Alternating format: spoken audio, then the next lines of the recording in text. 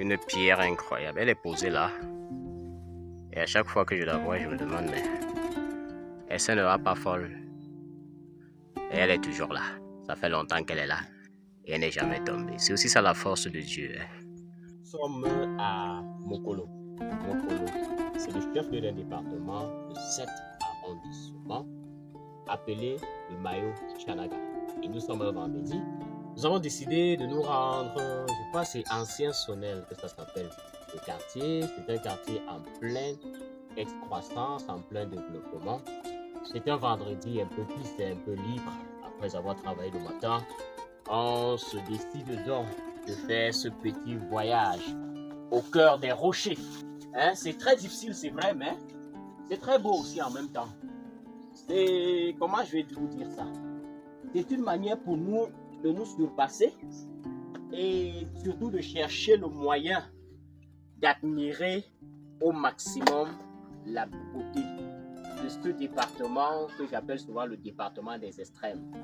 Parce que si vous venez ici en mars, avril, vous allez croire que l'enfer s'est déversé sur la terre parce que tellement il fait chaud.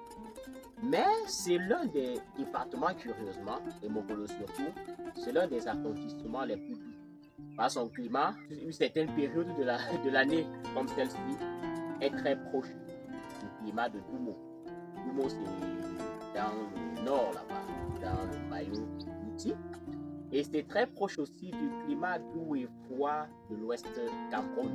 Ici, la population majoritaire, c'est la population Mafa, je crois bien. Mais c'est une population qui cohabite paisiblement avec les Kapsiki que vous allez retrouver. Ah, tu peux tomber ici là. Que vous allez trouver du côté de Mokode, qui cohabite paisiblement avec les Peuls qui sont ici. Il y a même d'ailleurs un Lamida. Le Lamida de Mokolo Premier, par exemple, c'est un Lamida qui est dirigé par les Peuls. Hein? Donc c'est un peu ça. Nous venons un peu nous promener. Surtout pour vous montrer aussi combien le Cameroun est riche sur le plan culturel, sur le plan géographique surtout. Je ne sais pas si je vais vous dire autre chose, si ce n'est vous faire admirer un peu. Hein? Il y a loin en haut là-bas une pierre qui est posée, donne-moi un peu le téléphone, je vais leur montrer ça. Une pierre qui est posée sur une autre pierre depuis très longtemps. Moi, quand je regardais ça tout à l'heure avec Jonas, Jonas c'est mon pote, hein. Le voici, c'est lui qui filmait tout à l'heure.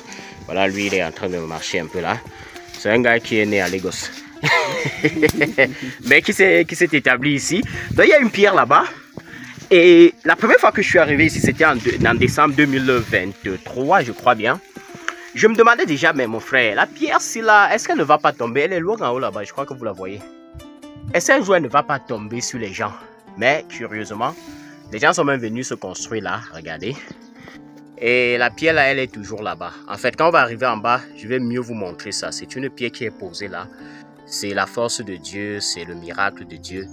Et c'est aussi ça. L'une des choses que je voudrais vous dire avant d'arrêter cette vidéo, c'est que dans le Mayo-Tchanaga, vous allez remarquer que c'est un peuple qui est très attaché à Dieu. Très attaché à Dieu. Que ce soit les chrétiens, que ce soit les musulmans. Vous les verrez toujours en train d'écouter le nom de Dieu. Voilà, c'est ça. Coupé.